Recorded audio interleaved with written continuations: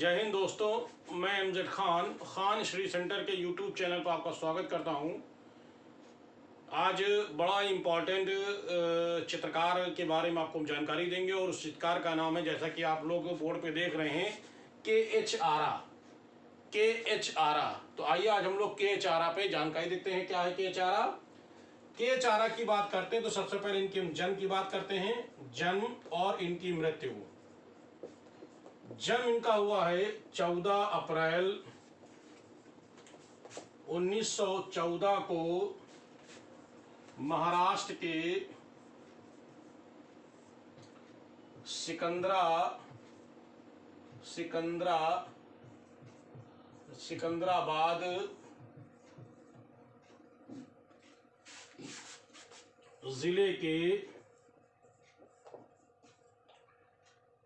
जिले के गांव का नाम है बोलाराम। बोलाराम गांव में इनका जन्म हुआ था। ध्यान रखिएगा, इनका जन्म कब हुआ है? 14 अप्रैल 1914 में महाराष्ट्र के सिकंदराबाद जिले के बोलाराम नामक गांव में इनका जन्म हुआ। और इनका जो इस समय जो बोलाराम है वो तेलंगाना में है। अगर क्वेश्चन आता है कि के एच आरा का जन्म कहां हुआ, अब उसमें महाराष्ट्र ना दे करके सीधे तेलंगाना दें तो आपको तेलंगाना लगाना है। जैसे आप लोग अक्सर जानते हैं कि बादामी गुफा महाराष्ट्र भी थी, लेकिन अब हम लोग क्या लगाते हैं? हम लोग लगाते हैं क्या? अब हम लोग लगाते हैं कर्नाटक। तो वैसे ही इनका जन्म जो है वो कहाँ आ जाएगा? तेलंगाना में आ जाएगा। आइए इनकी मृत्यु की बात करते हैं। इनकी मृत्यु 30 जून 1985 30 जून 1985 में इनकी मृत्यु बंबई में हुई थी। कैसे हुई थी? तो कहेंगे आप हार्ट अटैक के कारण, यानी हार्ट अटैक पड़ गया था, अटैक हो गया था हार्ट पे, इसलिए उनकी मृत्यु हो गई। तो ध्यान रखिएगा कि याद रखिएगा कि 30 जून 1985 में बंबई में हार्ट अटैक के कारण इनकी मृत्यु हो गई थी। तो इस महान कलाकार का नाम था के एच आरा। के एच आरा का पूरा नाम क्या है? इनका पूरा नाम है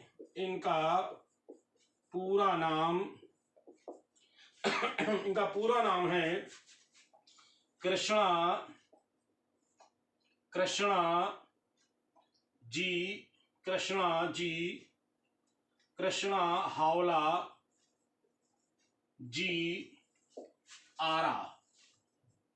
इनका पूरा नाम है कृष्णा हावला जी आरा। लेकिन बचपन में इनको लोग किशन के नाम से जानते थे। बचपन में इनको क्या कहते थे? इनको बचपन में कहते थे किशन। तो शुरू में इन्होंने चित्र जो बनाए हैं वो किशन के नाम से बनाए हैं। इन्होंने जो शुरुआत के जो चित्र बनाए हैं वो किशन के नाम से संबोधित किए हैं। किशन बचपन का नाम है, शुरुआत में ये किशन के नाम से ज्यादा जाने जाते थे। तो आइए आगे हम लोग बात करते हैं इसको। तो इस तरह से के एच आरा एक आधुनिक चित्रकार तो है ही हैं, इसके अतिरिक्त इनको के एच आरा को आदिम कलाकार, इनको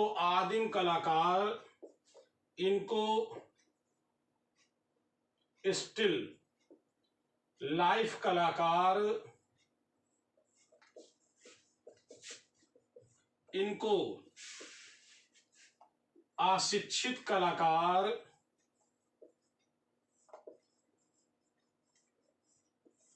इनको अनावृता कलाकार,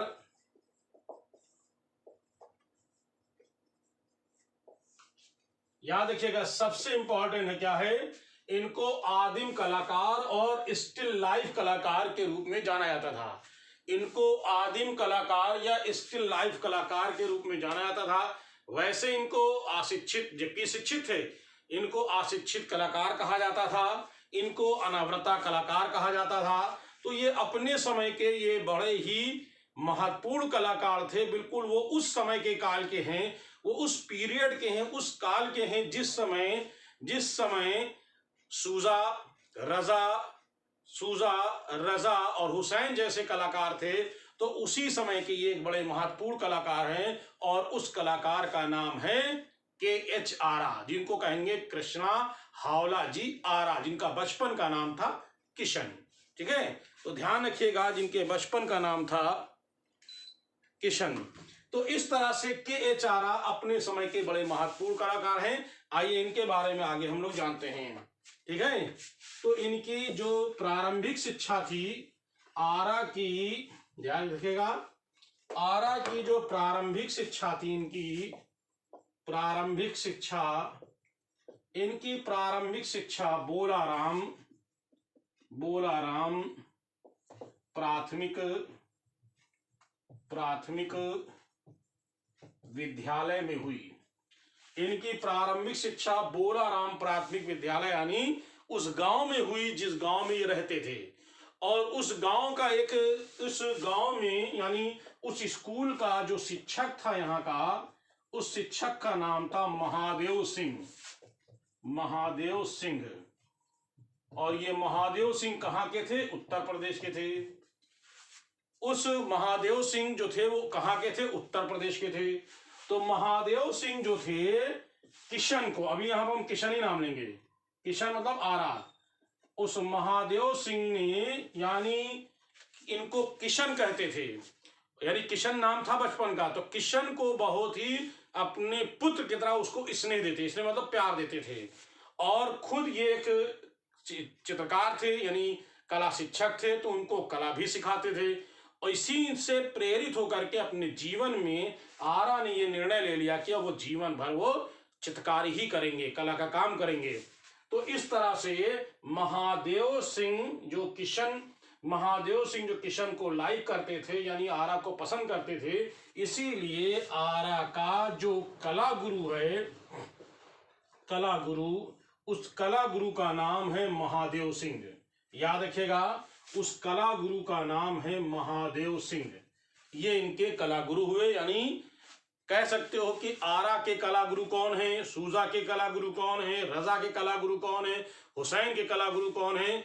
तो जहां जहां मैंने लगभग सबको बताया कि किसका कला गुरु कौन कौन है, सूजा का तो नहीं क्लियर है, बाकी मैंने सबका लगभग बताया कि किनके कला गुरु कौन थे। इनके कला गुरु का नाम था महादेव सिंह। अब जब यहां से इन्होंने कला शिक्षा प्राप्त की, फिर ये कला शिक्षा प्राप्त करने के पश्चात फिर ये चले गए अपने पिता, जो इनके पिता बंबई के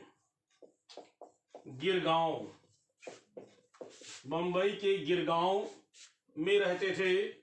और वहां पर ये इनके पिता जो थे, याद रखिएगा, इनके पिता एक कार के एक ड्राइवर थे। याद रखिएगा, ये कार के ड्राइवर थे। तो जब बड़े हुए तो ये आरा चले गए अपने पिता के पास, और पिता के पास काम करने लगे। लेकिन इनका मन नहीं लगता था दोस्तों। जो आदमी चित्रकारी का काम, जिसके मन में जो कहते नहीं कि आपके अंदर क्या जिज्ञासा है, आपके अंदर क्वालिटी है, जो इंसान का जो मन जिस पे लगता है वो वही काम ज्यादा बेहतर करने का प्रयास करता है। तो इन्होंने पिता के यहाँ कुछ दिन काम करे, लेकिन इनको यहाँ पर अच्छा नहीं लगा। फिर ये एक गिरगांव के ही एक कर्नल के यहाँ नौकरी कर ली। कर्नल के यहाँ नौकरी जब नौकरी कर ली इन्होंने, तो याद रखिएगा, कर्नल के यहाँ नौकरी कर ली और गिरगांव में था वो। उस कर्नल के यहाँ जब इन्होंने नौकरी कर ली तो इनको नौकरी करते थे, जब खाली समय होता तो चित्रकारी करते थे। यानी जब वो पिता के यहाँ, जब पिता के साथ काम कर रहे तब भी वो खाली होते तो चित्रकारी करते थे, और जब ये कर्नल के यहाँ नौकरी कर रहे थे तो भी चित्रकारी करते। तो वहां की दंपत्ति यानी कर्नल दंपत्ति ने देखा कि चित्र तो बहुत अच्छे बनाता भाई ये। तो इन्होंने क्या किया, कर्नल ने कर्नल ने गिरगांव के एक स्कूल है जिसका नाम है केतकर स्कूल ऑफ आर्ट, यानी गिरगांव, यानी Ketkar school of art Girgaon. तो यहां का इन्होंने, कर्नल ने यहां पर आरा का दाखिला करा दिया, यहां उनका दाखिला करा दी। यहां से इन्होंने इंटरमीडिएट की परीक्षा पास की। यहां से इन्होंने क्या किया, यहां से इन्होंने इंटरमीडिएट और प्लस कला डिप्लोमा प्राप्त किया। अब कला डिप्लोमा और इंटरमीडिएट पहले क्या, फिर कला डिप्लोमा प्राप्त किया, तो एक कलाकार बन चुके थे। जब ये कलाकार बन चुके तो इसी बीच में फिर जिस समय इनको डिग्री प्राप्त हुई, यानी जिस समय इनको डिग्री प्राप्त हुई, तो उस समय हिंदुस्तान में 1930 में एक आंदोलन चल रहा था। तो दोस्तों उस आंदोलन को आप जानते ही हैं। 1930 का आंदोलन किसको किसको मालूम, जल्दी मुझे बताएं जब तक मैं आपको बताता हूं। 1930 में एक आंदोलन छिड़ गया था, आप शायद जानते हो, मैंने पहले ही बताया है, और उस आंदोलन का नाम है सविनय अवज्ञा आंदोलन। यानी 1930 में सविनय अवज्ञा आंदोलन, यानी उस समय जब 1930 और 14 में पैदा हुए, तो 14 और 30 यानी 16 साल के थे, ठीक है ना। तो लगभग 16 साल की आयु में, यानी 16 वर्ष की आयु में सविनय अवज्ञा आंदोलन यानी दांडी मार्च, दांडी आंदोलन यानी दांडी मार्च आंदोलन कह सकते हैं इसको हम। दांडी मार्च आंदोलन में ये हो गए शामिल। इन्होंने ब्रिटिश सरकार का विरोध किया। अब जरा जल्दी मुझे ये बता दें कि इन आरा तो शामिल हुए, इससे पहले मैंने किसी एक का नाम और बताया कि क्या कोई ऐसा चित्रकार था जो इसमें शामिल हुआ था?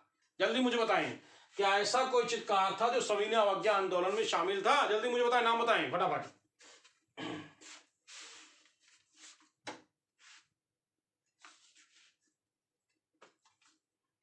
जल्दी बताएं। बिल्कुल सही, नंदलाल बसु, वेरी गुड, बहुत अच्छे। तो नंदलाल बसु, यानी 1930 में सविनय अवज्ञा आंदोलन में नंदलाल बसु भी शामिल थे और 1930 में आरा भी शामिल थे। तो सवाल उठता है कि वो कौन सा चित्रकार था जो गांधी के साथ जेल गया था। तो गांधी के साथ जेल जाने वाला ये इन्होंने इस आंदोलन के विरोध के कारण, यानी इस आंदोलन के विरोध के कारण आरा को 5 महीने की जेल हुई। इनको 5 महीने की जेल हुई, याद रखिएगा, आरा को 5 महीने की जेल हुई। और 5 महीने जेल में रहने के बाद जब ये छूटे, जेल से जब छूटे ये, तो ये छूटने के बाद फिर ये बंबई में इन्होंने एक नौकरी कर ली। कहाँ? इन्होंने एक जापानी बैंक जिसका नाम था याकोहामा बैंक में आरा ने नौकरी कर ली। नौकरी जो की थी इन्होंने कहा है कि क्लीनर की। क्लीनर का मतलब सफाई करने वाला, यानी इन्होंने क्लीनर अर्थात सफाई का काम इन्होंने ले लिया। और इस समय इनको जो जापानी बैंक जो याकोहामा में इनको 18 रुपये, इनको कितना, 18 रुपया महीना वेतन मिलता था। तो 18 रुपया वेतन इनको मिलता था। तो उस 18 रुपए में ये 10 रुपया चित्रकारी में लगाते थे ये, और 8 रुपए अपने खर्च में, अपना जीवन का खर्च में 8 रुपए लगाते थे। यानी आधे से ज्यादा वो चित्रकारी में करते थे और कैनवास और सब चीज लाके खरीद करके वो चित्रकारी लगातार, यानी जब भी खाली मिलते थे तो वो चित्रकारी करते रहते थे। तो इन्होंने 1935 में, याद रखिएगा दोस्तों, बड़ा इंपॉर्टेंट है यहाँ पे, अब 1935 में 1935 में याद रखिएगा 1935 में बम्बई 1935 में Bombay art society, Bombay art society में इन्होंने एक चित्र भेजा। उस चित्र का नाम था राधा कृष्ण चित्र।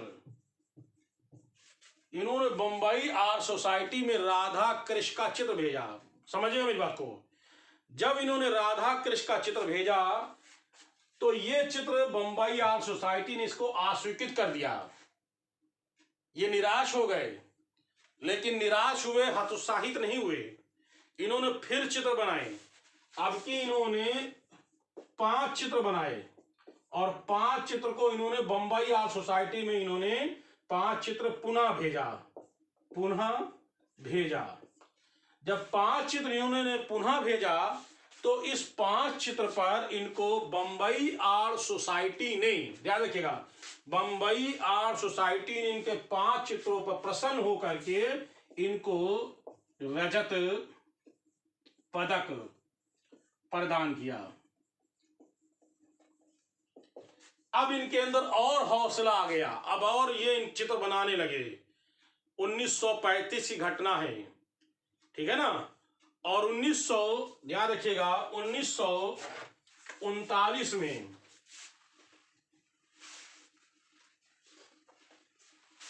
1939 में बम्बई आर्ट सोसाइटी में इन्होंने चित्र भेजे, स्वीकार किए गए और इनको मिला यहां से स्वर्ण पदक। क्या मिला इनको यहां से मिला स्वर्ण पदक। क्लियर हो रहा आप लोग को? जल्दी बताएं, फटाफट बताएं, क्लियर हो रहा? कोई दिक्कत, कोई परेशानी? और जो लोग YouTube पे मेरी क्लास देख रहे हैं उनसे भी निवेदन है कि वो अगर ऑनलाइन में जुड़ते हैं तो शायद उनको मैं वो चीज बताऊंगा जिसकी वो कल्पना नहीं कर सकते। मैंने जो वीडियो भेजे हैं YouTube पर, जो मैंने YouTube पर वीडियो भेजे हैं वो डायरेक्ट लाइव मैंने पढ़ाया है, कोई इसमें कोई वो नहीं है। इसी तरह से मैं पूरी लाइव क्लास ऑनलाइन भी पढ़ाता हूं, तो आप लोग देख लें कि किस तरह से मेरी क्लास चल रही है। और पेपर में मेरे बताए हुए अनुसार जो क्वेश्चन आप देख सकते हैं कि पिछले साल में वो क्वेश्चन पूछे गए हैं। तो अब हम ये नहीं कह सकते कि मैं बहुत अच्छा पढ़ाता हूं, लेकिन इतना पढ़ाता हूं कि मैं सिलेक्शन दिलाने के लिए कोशिश करता हूं कि स्टूडेंट का सिलेक्शन हो जाए। ऑनलाइन बहुत सारे क्लास बच्चे कर रहे हैं, जो पिछला पढ़ा दिया वो बहुत अच्छा बता रहे हैं, उनसे मुझे यही उम्मीद भी है।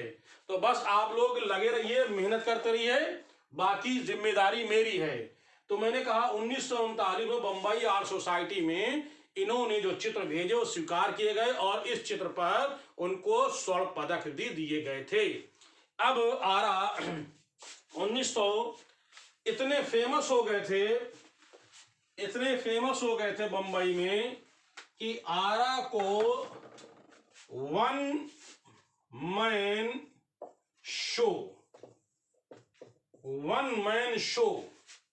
कलाकार कहा जाता है। क्यों? क्योंकि अकेले बंबई में, याद रखिएगा, वन मैन शो में यानी अकेले बंबई में वन मैन शो के रूप में इनके चित्रों की प्रदर्शनी लगाई गई थी। कब लगाई गई तो कहोगे आप? 1942 में। 1942 में ये वन मैन शो कलाकार के रूप में भी जाने गए, वन मैन शो कलाकार के रूप में भी जाने गए, अकेले इनके चित्रों की प्रदर्शनी लगी। तो ध्यान रखिएगा।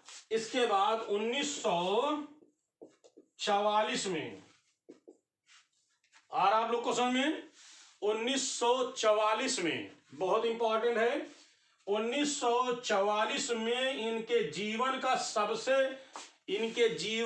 सबसे प्रसिद्ध चित्र 1944 में बनाया, और उस चित्र का नाम है मराठा बैटल। मराठा बैटल क्या नाम है इनका? सबसे सर्वश्रेष्ठ चित्र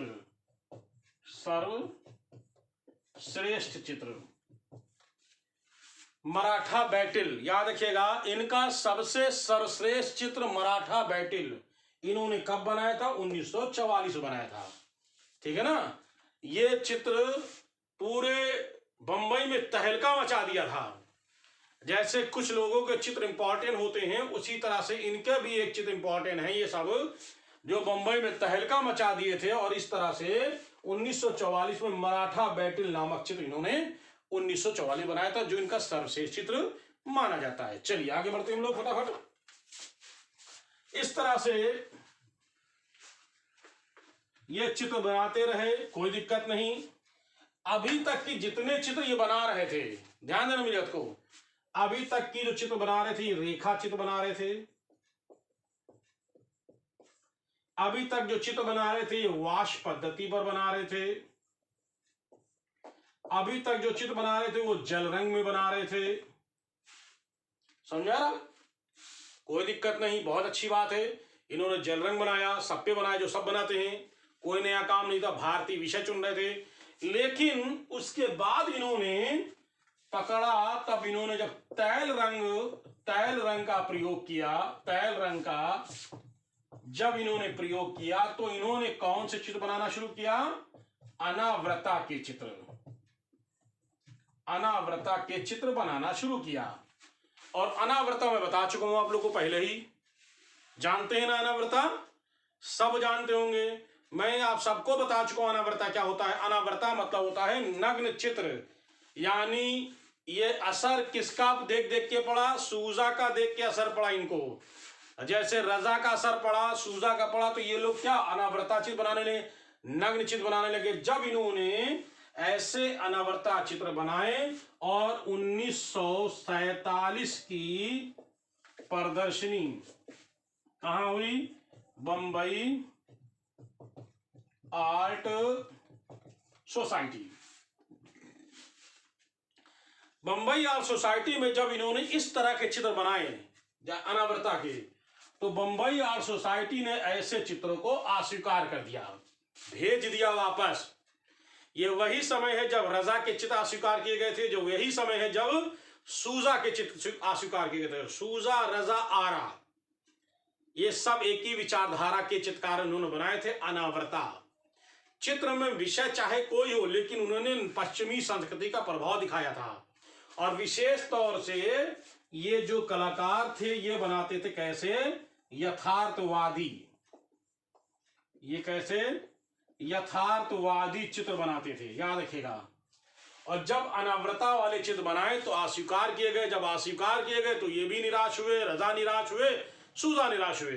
तो इन लोगों ने 1948 में, मैं पीछे बता चुका हूं पहले भी, 1948 में इन्होंने एक नई संस्था खोली, और उस नई संस्था का नाम है, क्या नाम है? जल्दी बताओ मुझे, जल्दी बताइए, क्या नाम उस संस्था का नाम?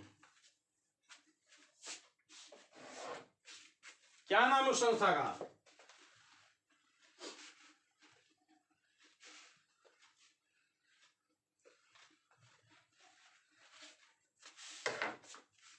Peg, very good.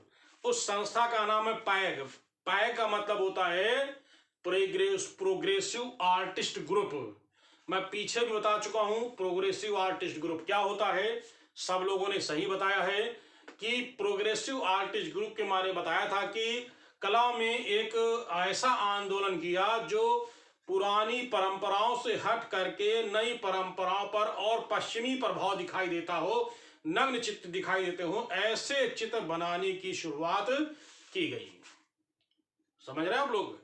ऐसे चित्र बनाने की शुरुआत की गई जिसको हम पैग ग्रुप के नाम से जानते हैं। इसके बारे में मैंने बहुत डिटेल बताया है कि कैसे कैसे किन किन लोगों को क्या क्या इन लोगों ने किया था, वो कैसे इन लोग बाहर चले गए, किस तरह से क्या क्या कहते हैं। अब आइए आगे हम लोग उसी को देखते हैं। के चारा, के चारा को जब इन्होंने ये कहा है कि आप सीधे से इतना लिख सकते हैं कि के चारा जो थे पैग ग्रुप के क्या ये थे, सदस्य थे। भाई इतना लिखूंगा, मैं इतना लिखूंगा, पैग ग्रुप के सदस्य पीछे बता चुका हूं। कुल मिला करके जब इन पर शिकंजा सब पे कसा गया तो सूजा और आरा ये दो लोग तो चले, आरा कह रहे हैं, सॉरी रजा, सूजा और रजा ये दो लोग तो बाहर चले गए थे, लेकिन आरा नहीं गए, और लेकिन उन्हें अपनी विचारधारा बदल ली थी। इन्होंने जब विचारधारा बनी तो इन्होंने फिर भारतीय विषय पर, भारतीय उस पर चित्र बनाना इन्होंने शुरू किया। और तब इन्होंने 1952, याद रखिएगा, 1952 में जहांगीर आर्ट गैलरी का उद्घाटन हुआ। 1952 में जब जहांगीर आर्ट गैलरी का उद्घाटन हुआ तो उस उद्घाटन के समय 1952 में जहांगीर आर्ट गैलरी के उद्घाटन में आरा ने चित्र रखे थे जिसमें आरा को 2000 रुपए का इनाम, 2000 रुपए का इनाम और स्वर्ण पदक प्रदान किया गया।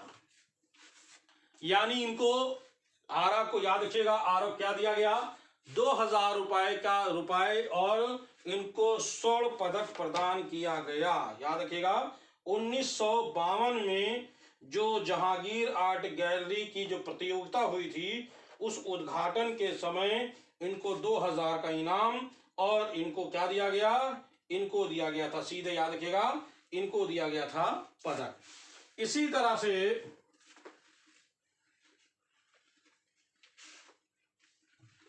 1964 यानी 50 वर्ष की आयु में, याद रखिएगा 50 वर्ष की आयु में इनके चित्रों की एकल प्रदर्शनी लगी। 50 वर्ष की आयु में इनके चित्रों की 1964 50 वर्ष की आयु में इनके चित्रों की प्रदर्शनी जब लगी तो उस प्रदर्शनी का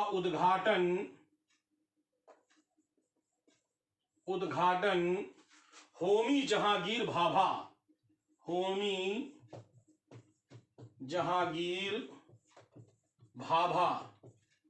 ने किया था।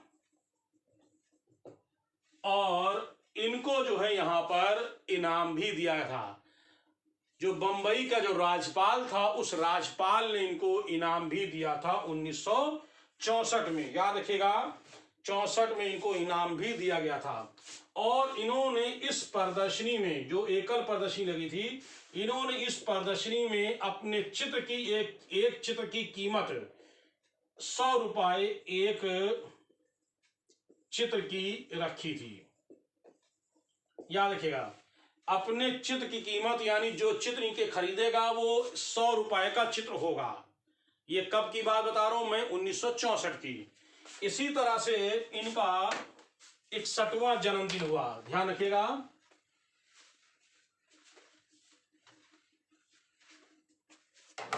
1961वें जन्मदिन पर चित्रों की कीमत इन्होंने घटाकर 90 रुपए कर दी। चित्र की कीमत घटा करके 90 रुपए कर दी। आने वाले समय में इन्होंने और भी सस्ते कर दिए चित्र। इतना सस्ता कर दिया कि लोग इनके चित्रों को ले जाकर के घरों में रखने लगे। यानी KH आरा के चित्रों को KH आरा के चित्र हर घर में दिखाई देने लगे। यानी इतने सस्ते कर दिए तो ये हर घर में दिखाई देने लगे। ऐसा चित्रकार है इनके अतिरिक्त जिनके चित्र घर के यानी घरों में, हर घर की घरों की दीवारों में दिखने लगे थे। ऐसा कोई चित्रकार का नाम है? जरा मुझे बताएं जल्दी से। ऐसा चित्रकार, बिल्कुल सही, गिरीश पांडे, राजा रवि वर्मा। वेरी गुड, बहुत अच्छे, बिल्कुल सही। राजा रवि वर्मा के चित्र हर घर की दीवारों पर कैलेंडर के रूप में दिखते थे। तो वैसे ही आरा के चित्र भी हर घर की दीवारों पर दिखाई देने लगे थे। रवि वर्मा, बिल्कुल सही, राजा रवि वर्मा, ठीक है, जिनको हम लोग कहते हैं भारतीय चित्रकला का पितामह। पढ़ा है मैंने, राजा रवि वर्मा का मैंने वीडियो डाला है यूट्यूब पर, आप उसको देख सकते हैं। उस वीडियो में मैंने पूरी बात बताई है, आप उसको देख सकते हैं। फिलहाल तो मैंने बताया कि इनके घर की चित्र हर उसमें चित्र इनके दिखाई देने लगते हैं। तो अभी ये राष्ट्रीय स्तर पर इनके चित्रों की प्रदर्शनी लगी थी। अब इनके अंतरराष्ट्रीय स्तर पर 1984 में पेरिस में एकल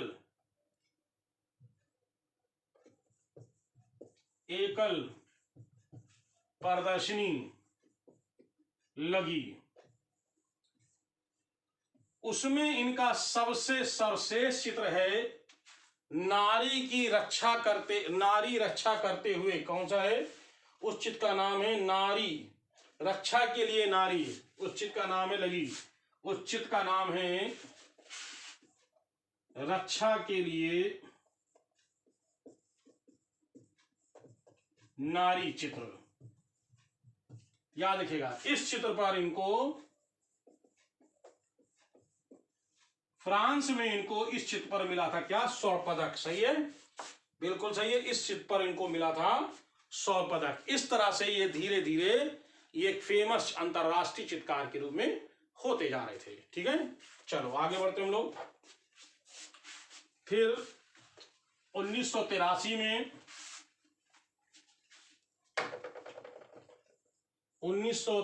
में ललित कला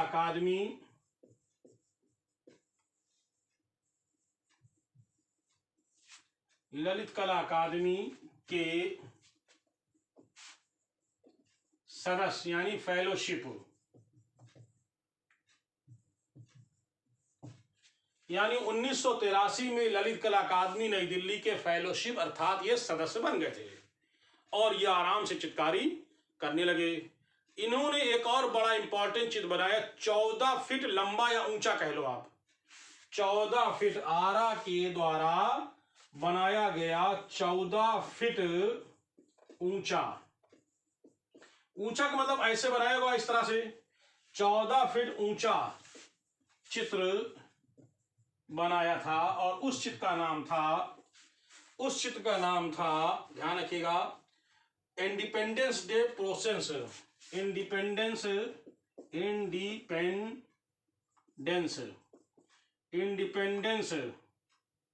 याद रखिएगा, इंडिपेंडेंस डे प्रोसेस ये इनका 14 फीट ऊंचा चित्र था। उस चित्र का नाम था इंडिपेंडेंस डे प्रोसेस। याद रखिएगा, किसका है? आरा का। यानी अंतरराष्ट्रीय चित्रकार हो चुके थे और इन्होंने 14 फीट ऊंचा एक चित्र बनाया और इस चित्र पर यहां तक कि यूनेस्को ने भी पुरस्कार दिया था। यूनेस्को जान लेना, यानी विश्व धरोहर जिस तरह जहां रखे जाते हैं, इस चित्र पर यूनेस्को ने भी इनको पुरस्कार दिया था। और इस तरह से ये एक नामी चित्रकार, आदिम चित्रकार, अनावृता चित्रकार, अशिक्षित चित्रकार, विभिन्न चित्रकारों के नाम से जाने जाते हैं, यानी इनको आधुनिक चित्रकार कह सकते हैं। और इस तरह से इन्होंने अपने जीवन में बहुत सारे चित्र बनाए हैं और ऐसे कौन कौन से इनके प्रमुख चित्र हैं, आइए उन चित्रों को हम देख सकते हैं। कौन कौन से के चित्र हैं, चलिए देखते हैं इनके चित्र कौन कौन से हैं। एक बात और थोड़ा बता देते हैं पहले, इन्होंने एक चीज बड़ी इंपॉर्टेंट चीज मिस हो रही है, ये इन्होंने फिल्मी कला निर्देशन, फिल्मी कला निर्देशन भी किया है। ठीक है, फिल्मी कला निर्देशन भी किया है। किसमें किया है, उस फिल्म का नाम है हम लोग। ये फिल्म का नाम है हम लोग। ये क्या है, ये फिल्म है और ये किसकी है, जिया सरहिंदी की फिल्म। ठीक है, किसकी फिल्म है ये, तो कहेंगे जिया सरहिंदी की फिल्म हम लोग में कला, हर फिल्म में कला निर्देशक होता है, तो इन्होंने इस फिल्म के लिए कला निर्देशक यानी फिल्मी कला निर्देशन का भी काम किया था। तो याद रखिएगा, जिया सरहिंदी की फिल्म हम लोग, ये वाली, इस फिल्म का नाम है हम लोग, इसके लिए इन्होंने कला निर्देशन का काम भी किया था। याद रखिएगा, कला निर्देशन का भी काम किया था। चलिए अब आइए हम लोग इनकी फिल्म देख लेते, कौन कौन से इनके चित्र इनके हैं, इनके प्रमुख चित्र कौन कौन से हैं। वो चीजें जो चित्र हैं ये सब आपको याद करने पड़ेंगे। जितने भी चित्र हैं ये फैक्ट हैं, इन फैक्टों को आपको स्वयं याद करना है, बाकी जिम्मेदारी मेरी है जो मैं बता दे रहा हूं। ठीक है, तो इनके चित्र कौन कौन से, आइए देख लेते हैं इनके चित्र। जैसे हरा सेब प्रमुख चित्र,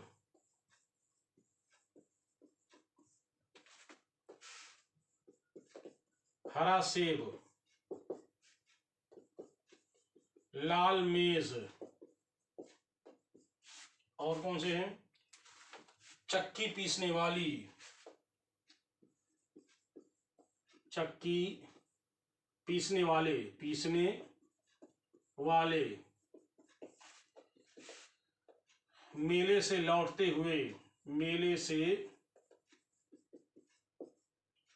लौटते हुए, और लकड़हारे धान कूटते हुए, लकड़हारे धान कूटते हुए, और स्वतंत्रता दिवस की झांकी, स्वतंत्रता दिवस की झांकी। इसके अलावा और क्या है, चीनी बर्तन, चीनी बर्तन, पनघट पर, कोना, और क्या है चित्र आपको याद करने हैं, गांव का कोना, हाट बाजार, हाट बाजार, और क्या है, हाट बाजार, गांव की छोर, स्टिल लाइफ, गांव की छोर, स्टिल लाइफ, मछली के साथ स्थिर जीवन, मछली के साथ स्थिर जीवन। तो ये इनके प्रमुख चित्र हैं। ठीक है, एक और देख दो, कोई इनका छूटा तो नहीं है। एक और, प्रातःकालीन नाश्ते की मेज पर, प्रातःकालीन नाश्ते की मेज पर, प्रातःकालीन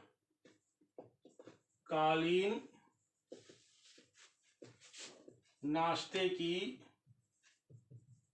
मेज पर। तो ये इनके सब प्रमुख चित्र हैं। ठीक है, तो आप लोग को क्लियर हो रहा होगा, मैंने इनके चित्र बता दिए कौन कौन से, हरा सेब, लाल मेज, चक्की पीसने वाली, मेले से लौटते हुए, लकड़हारे धान कूटते हुए, स्वतंत्रता दिवस की झांकी, चीनी बर्तन, पनघट पर, कोना, कोना मतलब है कि गांव का कोना, हाट बाजार, गांव की छोर, गांव का छोर, स्टिल लाइफ, स्टिल लाइफ।